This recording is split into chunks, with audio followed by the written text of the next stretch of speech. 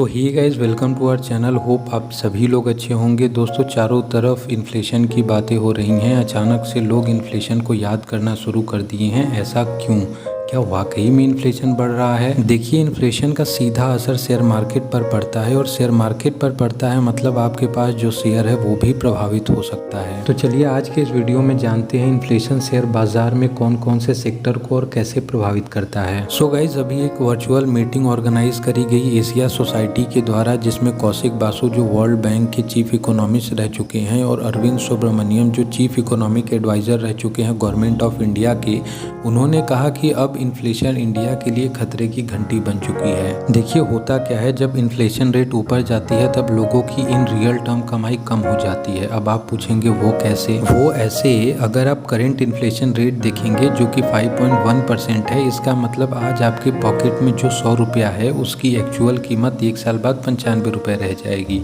ऐसे ही 10% रहता तो आपकी एक्चुअल कीमत 90 रुपये रह जाती। इसे परसेंट वैल्यू ऑफ मनी कहते हैं। अब इससे होता क्या है, इससे लोगों की परचेजिंग पावर कम हो जाती है, जिससे लोग कम सामान खरीद पाते हैं फ्यूचर में सेम अमाउंट ऑफ मनी से।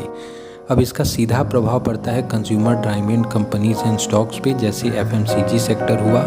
जैसा कि लोगों का परचेजिंग पावर कम हो जाता है, कंपनियों को अपने प्रोडक्ट के प्राइस को गिराना पड़ता है, जिससे प्रॉफिट कम हो जाता है। अब दूसरा, इससे सबसे ज़्यादा प्रभावित होने वाला सेक्टर होता है जो लोन देता है। जैसा आपने अभी समझा, वैल्यू ऑफ मनी कम हो जाती है इन्फ्लेशन के कारण, तो फ्यूचर में इनको जो भी पैसा मिलेगा उसकी बाइंग कैपेसिटी कम हो जाती है, जो इनके प्रॉफिट को कम करती है। अब एक दूसरे पॉइंट को समझते हैं। ऐसा प्रैक्टिकली देखा गया है, माइल्ड इन्फ्लेशन का बढ़ना एक अच्छे इकोनॉमिक ग्रोथ का साइन होता है।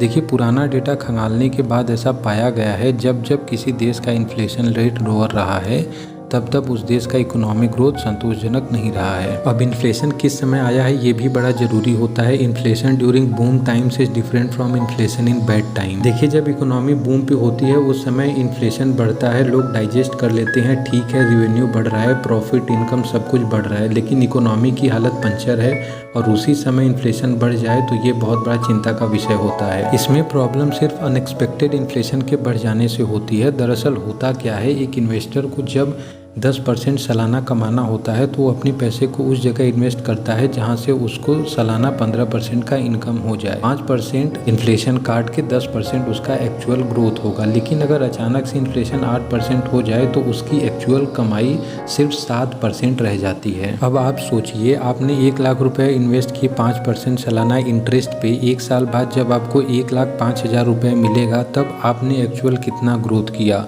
0।